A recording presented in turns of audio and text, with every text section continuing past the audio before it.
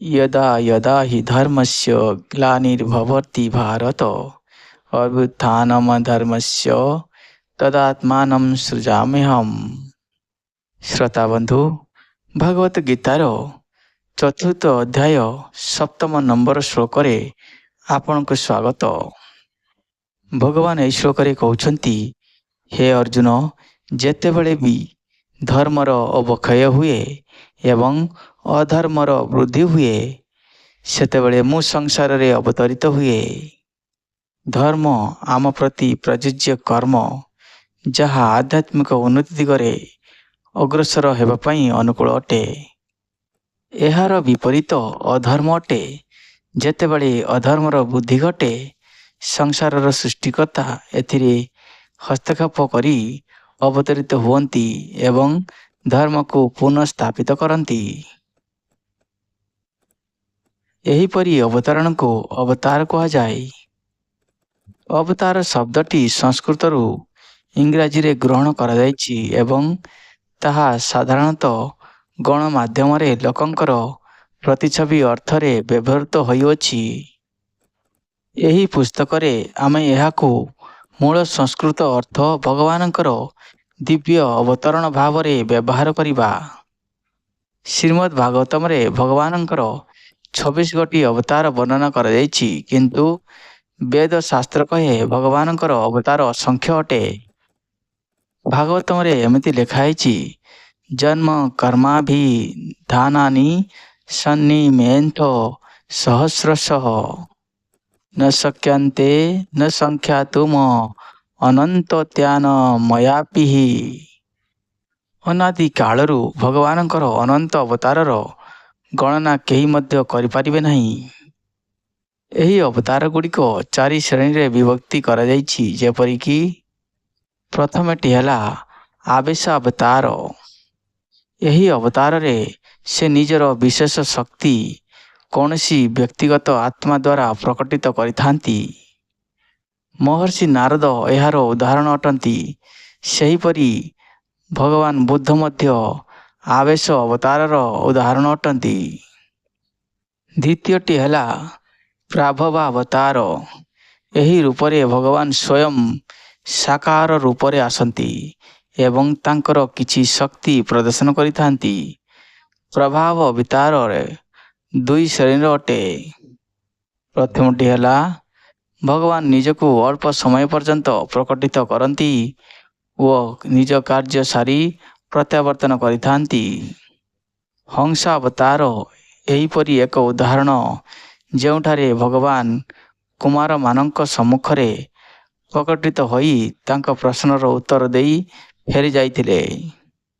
द्वितीयटी हैला एही अवतार रे से बहु वर्ष धरी संसार रे रहंती। वेदव्यास जी अष्टादश पुराण ओ महाभारतर रचयिता एवं वेद को 4 भाग रे विभाजन करथिले, से एहार उदाहरण अटंती। तृतीय नंबर अवतार हेले वैभव अवतार। जेतेबेले भगवान दिव्य रूपरे अवतार नहीं तांकर अधिक ऐश्वर्य शक्ति प्रदर्शन करिथांती, जेमिति मत्स्य अवतार, कूर्म अवतार, बराह अवतार आदि वैभव अवतार उदाहरण अटे। चतुर्थ अवतार परवस्था अवतार। एही अवतार रे भगवान दिव्य स्वरूप रे तांकर समस्त दिव्य शक्ति प्रदर्शन करिथांती, जेपरिकी श्रीकृष्ण, श्रीराम एवं नरसिंह अवतार। एही विभक्तिकरण यह सूचित करे नहीं जे गोटे अवतार अन्यठारु श्रेष्ठ अटे। वेदव्यास जी स्वयं भगवानकर जड़े अवतार अटंती स्पष्ट भाव रे लिखिछंती, सर्वे पूर्णा शाश्वताश्च देहास्तस्य परमात्मना। भगवानकर सबु अवतार समस्त दिव्य शक्तियुक्त व से माने समस्ते परिपूर्ण तथा निर्दोष अटंती। तेणु आमे अवतार सबको अन्यठारु छोट बा बड़ भाविबा उचित नुहे। जहा हेले मध्य भगवान तांकर प्रति अवतार रे सेतिकी शक्ति प्रदर्शन करिथांती जेतिकी सही अवतारर ଉଦ୍ଦେଶ୍ୟ ପୂରଣ କରିବାକୁ ଆବଶ୍ୟକ ହୋଇଥାଏ। ଅନ୍ୟ ଶକ୍ତି ସବୁ ସେହି ଅବତାରରେ ସୁପ୍ତ ଭାବରେ ରହିଥାଏ। ପରିତ୍ରାଣାୟ ସାଧୂନାଂ ବିନାଶାୟ ଚ ଦୁଷ୍କୃତାମ୍ ଧର୍ମ ସଂସ୍ଥାପନାର୍ଥାୟ ସମ୍ଭବାନି ୟୁଗେ ୟୁଗେ। ଏହି ଶ୍ଲୋକରେ ଭଗବାନ କହୁଛନ୍ତି, ସନ୍ଥମାନଙ୍କର ରକ୍ଷା କରିବା ପାଇଁ, ଦୁଷ୍ଟମାନଙ୍କର ବିନାଶ କରିବା ପାଇଁ ଏବଂ ଧର୍ମ ମାର୍ଗର ପୁନଃ ପ୍ରତିଷ୍ଠା କରିବା ପାଇଁ ମୁଁ ଯୁଗେ ଯୁଗେ ଧରା ପୃଷ୍ଠରେ ଅବତରିତ ହୋଇଥାଏ। ପୂର୍ବ ଶ୍ଲୋକରେ ଭଗବାନ ସଂସାରର ଅବତାର ଗ୍ରହଣ କରନ୍ତି କହିବା ପରେ ସେ ବର୍ତ୍ତମାନ ତାର 3ଟି କାରଣ ଦର୍ଶାଉଛନ୍ତି। ପ୍ରଥମଟି ହେଲା ଦୁଷ୍ଟମାନଙ୍କୁ ବିନାଶ କରିବାକୁ, ଦ୍ୱିତୀୟଟି ହେଲା ସନ୍ଥମାନଙ୍କୁ ରକ୍ଷା କରିବାକୁ, ତୃତୀୟଟି ହେଲା ଧର୍ମର ସ୍ଥାପନା ନିମନ୍ତେ। କିନ୍ତୁ ଏହାକୁ ଗଭୀର ଭାବରେ ଅନୁଧ୍ୟାନ କଲେ ଏହି କାରଣମାନଙ୍କ ମଧ୍ୟରୁ କୌଣସି ଗୋଟିଏ ବି କାରଣ ସନ୍ତୋଷଜନକ ମନେ ହୁଏ ନାହିଁ। ପ୍ରଥମଟି ଯେଉଁ କୁହାଯାଇଛି ସନ୍ଥମାନଙ୍କୁ ରକ୍ଷା କରିବା କଥା, ଭଗବାନ ସମସ୍ତ ଭକ୍ତମାନଙ୍କ ହୃଦୟରେ ବାସ କରନ୍ତି ଏବଂ ଭିତରୁ ସେମାନଙ୍କର ରକ୍ଷା କରନ୍ତି, ସେଥିପାଇଁ ଅବତାର ନେବାର କୌଣସି ଆବଶ୍ୟକତା ନାହିଁ। ଦ୍ୱିତୀୟ କାରଣଟି ଯେଉଁ କୁହାଯାଇଛି ଦୁଷ୍ଟମାନଙ୍କୁ ବିନାଶ କରିବା କଥା, ଭଗବାନ ସର୍ବଶକ୍ତିମାନ ଅଟନ୍ତି ଏବଂ କେବଳ ଇଚ୍ଛା ମାତ୍ରକେ ସେ ଦୁଷ୍ଟମାନଙ୍କୁ ମାରି ପକାଇବେ। ସେତିକି କରିବା ପାଇଁ ସେ ଅବତାର ନେବେ କାହିଁକି? ତୃତୀୟ କାରଣଟି ଯେଉଁ କୁହାଯାଇଛି ଧର୍ମ ସଂସ୍ଥାପନା କରିବା, ବେଦରେ ଧର୍ମର ବର୍ଣ୍ଣନା ଅନାଦିକାଳୀନ ଅଟେ। ଭଗବାନ କୌଣସି ମହାତ୍ମାଙ୍କ ମାଧ୍ୟମରେ ଏହାର ପୁନଃସ୍ଥାପନା କରିପାରିବେ।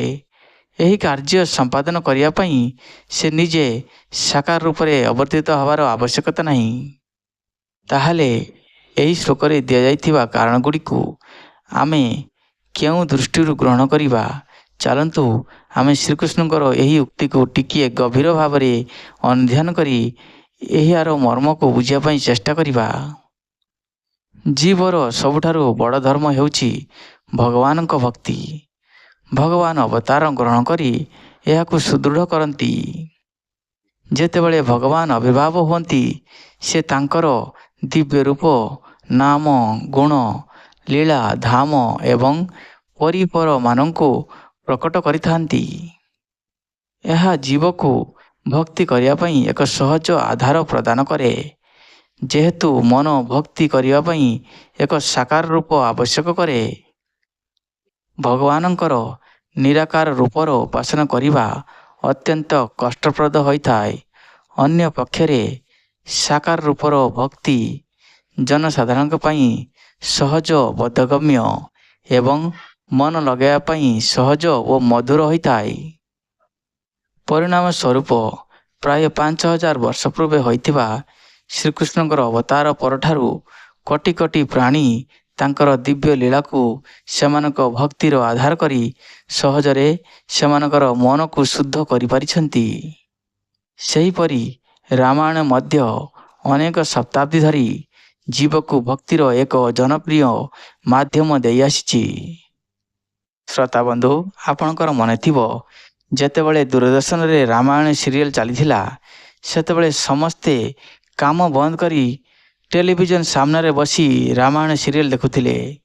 ଶ୍ରୀରାମଙ୍କର ଲୀଳା ଏତେ ମଧୁର ଥିଲା ଯେ ଏହାକୁ ଦେଖିବା ପାଇଁ ଲୋକମାନେ ତାଙ୍କର ସବୁ କାମ ବନ୍ଦ କରିଦେଉଥିଲେ। ଏହା ସୂଚିତ କରିଥାଏ ଯେ କିପରି ଭାବରେ ପ୍ରଭୁ ରାମଙ୍କର ଅବତାର ଇତିହାସରେ କୋଟି କୋଟି ପ୍ରାଣୀଙ୍କୁ ଭକ୍ତିର ଆଧାର ଦେଇଥିଲା। ନାମ ଏକ ତାପସ ତିଓ ତାରି, ନାମ କୋଟି ଖଳ କୁମତି ସୁଧାରି। ରାମ ତାଙ୍କ ଅବତାର ସମୟରେ କେବଳ ଅହଲ୍ୟାଙ୍କୁ ଉଦ୍ଧାର କରିଥିଲେ, କିନ୍ତୁ ତାଙ୍କ ପରଠାରୁ ପ୍ରଭୁଙ୍କର ଦିବ୍ୟ ନାମ ରାମ ନାମ ଜପ କରି କୋଟି କୋଟି ପତିତ ଆତ୍ମା ଉଦ୍ଧାର ପାଇଛନ୍ତି। ତେଣୁ ଏହା ଏହି ଶ୍ଲୋକର ଗଭୀର ଅର୍ଥ ଅଟେ।